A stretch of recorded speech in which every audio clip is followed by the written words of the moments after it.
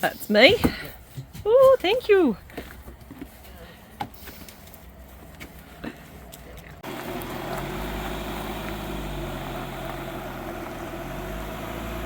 Catch you later.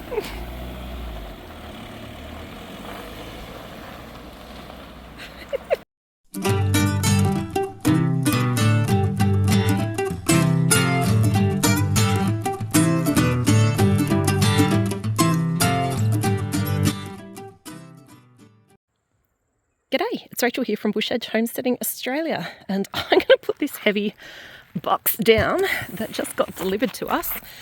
This is a delivery of some butter from a company called Gippsland Jersey, and they do a lot of milk products, things like butters and cheeses and stuff like that, and they deliver it. You can buy it from shops, but they also deliver it to your door, like I've just got this one here today, which is pretty cool because it's kind of like those old days where you used to get the deliveries of milk to your house.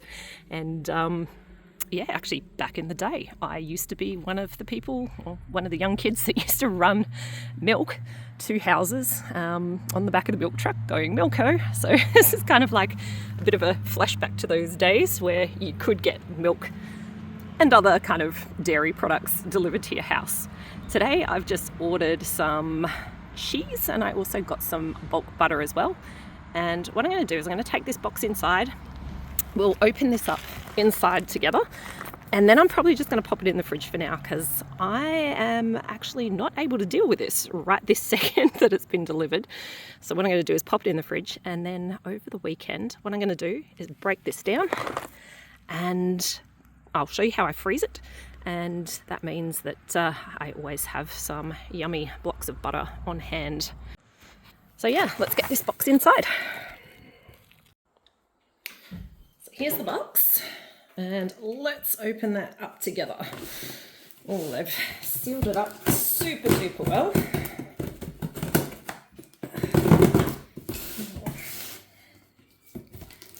I definitely didn't want this one falling apart.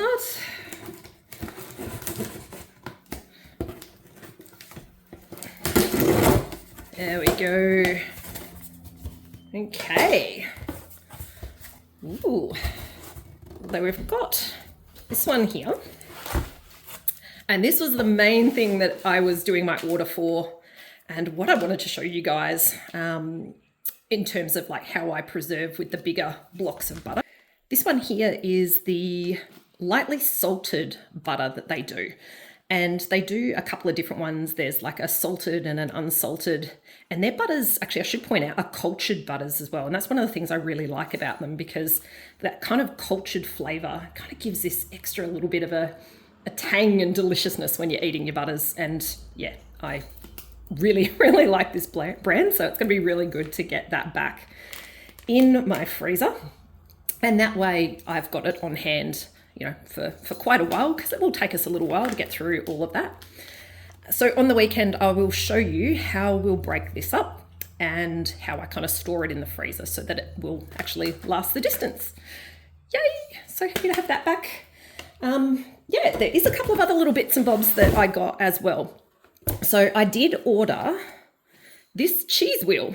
Now, I haven't got one of their cheese wheels before. In fact, the last time I did an order, I don't think they were doing cheeses. And I noticed there's a few cheeses on their website now. So yeah, I thought I would give that a go. And one of the reasons I actually thought I would try that is because the butter that I got, I think that was $60 for the butter. And if you do an order and I think it's $70 or less, you pay, I think it's like $15 delivery. So I thought I'd add the cheese as well, which kind of took me over that $70 amount.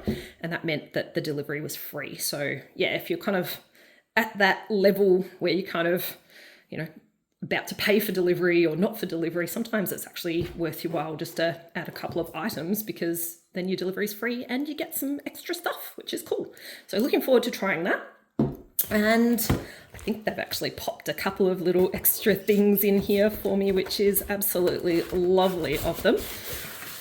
Oh, what did we get here? So this is how the butter comes when I buy it from the shops. So some of the shops around here, they do stock the Gippsland Jersey stuff. And there is some incredible other products as well that they do. The cream is absolutely delicious, but one of my favorites is actually the unhomogenized milk. Getting the milk and having that little bit of cream on top, yum. Yeah, so that's a couple of other options. But if you do get the butter just kind of retail from the shops, that's what it looks like for the 500 gram ones. And that one is also lightly salted. So basically that there is the same as this here if you're not buying it in bulk. And the other one is these ones here, the little rounds. So that one there is, how many grams is that? 150. And that there'd be really good if you're doing something where you want to slice off, you know, little rounds to put it on top of something. In fact, it's kind of like a similar size to when you do like the flavored butters in a roll. But yeah, that's exciting to have those as well. Now I should mention, I bought this. So this is, you know, not one of those things where someone sent me out something that I've never used before. I use this product. I love this product, and that's why I've bought more of this product. So bought that, and I bought that as well. But yes, they have thrown those in as a little bit of an extra bonus. So yay, that is lovely. Alrighty, those there need to go into the fridge. I will say they are beautiful and cold and chilled. That vehicle that they came on was a chilled vehicle, so of course it's nice and cold. But yeah, I want to keep those nice and cold until the weekend when I start to break this down with you and we preserve it up so that we've got it on hand. All right, stay tuned until the weekend. Good morning, guys. It's the weekend and it's actually super duper early. Yeah, quite early, and that means everyone else is in bed. I'm just making myself a cuppa. But I thought this is a good time just to deal with this block of butter so that I can get that put away and make sure that I've got that on hand and that it's all preserved up and at the best quality as well. Yeah, so I've got a couple of things out. I've got one of these really big Ziploc bags, and they are absolutely perfect for storing these in. I've also got just a bit of baking paper here as well to be able to kind of wrap up the blocks that I cut this into. And yeah, a good knife as well. So obviously you don't need to have one of these kind of big butcher style knives, but that I find kind of helps me with cutting through the big slabs of butter. And the butter is nice and cold straight out of the fridge as well. So we are cutting into some cold butter. Hopefully you guys can see a bit better from that angle. Okay, the first thing we need to do is open up our butter. What's really cool is that is nicely vacuum sealed. Now obviously if you were buying bulk butter, the way that it's going to come might be a little bit different from wherever you get it from. And yeah, obviously not everyone is also going to have access to the place that we've got this from. But if you do have a bit of a look around, you might find that there's a local dairy, particularly a lot of your smaller companies. They are ones where you might have a better opportunity to find something like this. How beautiful does that look? And even just kind of opening that up, it's got a gorgeous smell. Yum. Okay, so what we'll do is we'll just keep opening that around. Kind of see that these two slabs there broken apart, or kind of kept apart by the plastic. So what I might do is just keep that on that piece for a second, and then we can cut this slab of butter here.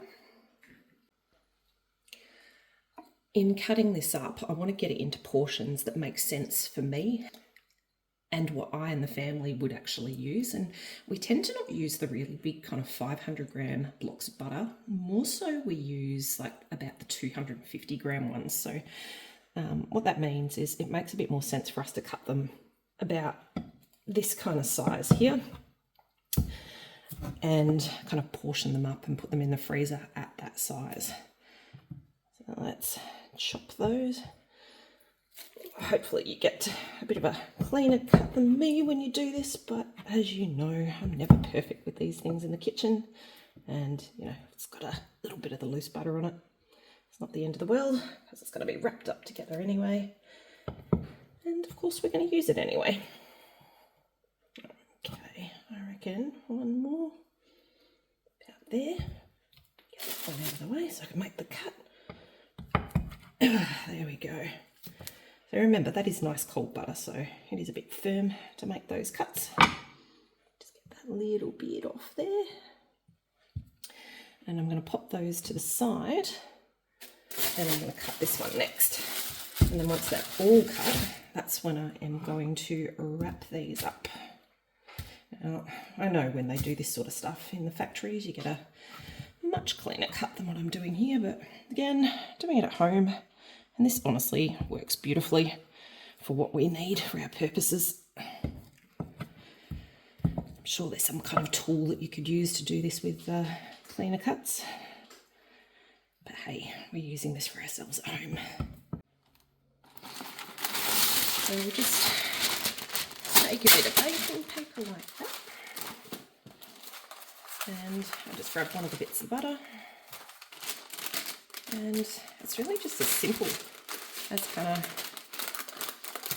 rolling it up like this. I then like to kind of fold it around on each side, and I know some people do super fancy folds with that sort of stuff, but for me it's just really about kind of folding it over the sides. You can kind of see, whoop, like that there, and then making sure it's tucked around enough so we can just roll it around the rest of the way to kind of hold it in place like that. And again, you know, I'm sure there's fancier ways that you can do this sort of stuff, but I find that works beautifully. And then, as I do each one, I just pop those straight into the Ziploc bags, and it will kind of sit in like that. I find if you put it straight in like that, it won't start to unravel. Another thing you could do is you could tie it up with a little bit of kind of like the baker's jute cord or something like that, but it's just an extra thing to have to deal with, so I don't bother. All right, on to the next. And then we're going to repeat this a whole bunch of times.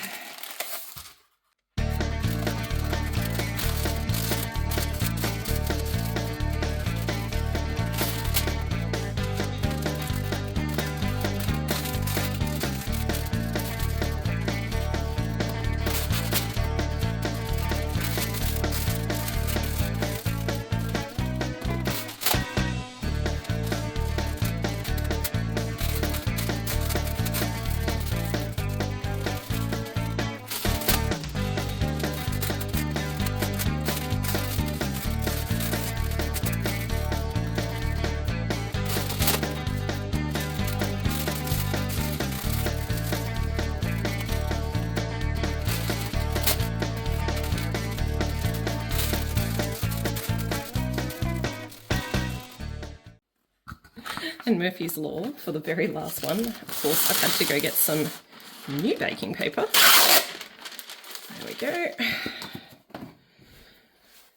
Always one short, and that's why it's good to have a few things always on hand around. And we'll just wrap this last one, same as we did all of those others. And just kind of tucking it around and then rolling it. Yeah, that's essentially what they look like. Now I am going to put this one in the bag as well. Normally what I would do when I do a block is those ones over here, hang on, move you around, those ones would go into the freezer, and I would keep one out, and that's the one that would go straight into the fridge, and we would start using that one. But we obviously got those other blocks of butter, so they've gone in the fridge, and I'm going to use those ones first. So yeah, this one can go into the pack too. And then it's just a matter of sealing that up. Now, when I do these Ziploc bags and seal things in like this, there is a little trick that I like to do. And I don't know if other people do this as well. There's probably some doohickey vacuum sealing device that does this in a different fashion. But the way that I tend to do it is I do the seal kind of like this. And then I actually make a little opening. So So just a small one like that there. And then I actually suck the air out like a vacuum sealer, just like this.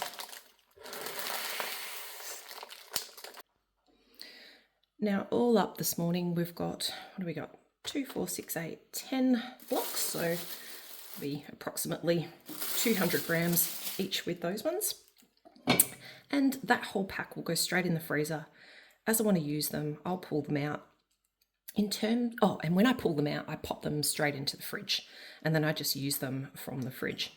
When I have the unsalted and salted as well, normally I always have like 1 block of each going in the fridge and use a bit of each. But as I said, this time around, I've only got the salted butter. In terms of how long that lasts, well, I think even on their website they talk about freezing butter, and I have done a bit of reading on other sites as well about how long it'll last. And I think usually the advice is around 6 to 8 months, but I have had these go longer than that. The last batch I got a huge amount all at once, and I reckon we were going through it for about a year. Now, when you store this, you do want to store it in the freezer. So that whole Ziploc bag will go into the freezer. You don't want to leave it in the fridge though, and that is important. The reason is if you leave this in your fridge, it's going to go rancid over that period of time. Obviously, if you're going to use it up a lot quicker, different story, you can put that in the fridge. But for us, we want to have butter on hand over a long period, and that's why it'll go in the freezer. And that way our butter won't go rancid. Now, in terms of costing, because you probably are interested in whether this is saving us money or not. And it depends on how you break this down. So if you break it down by cultured butter and, whether buying it in those little packs, if I bought 2 kilos of butter in that size, that would have cost me, I think it's just under $120. This here cost me $60. So it's definitely better to buy the bigger bulk slab rather than those smaller portions. But is it cheaper than buying the cheapo butter at the supermarket? Absolutely not.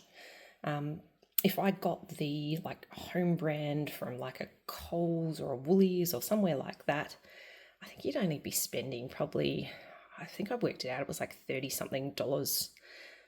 If I got the name brand ones at those supermarkets as well, you'd be paying, I think it was $40-something.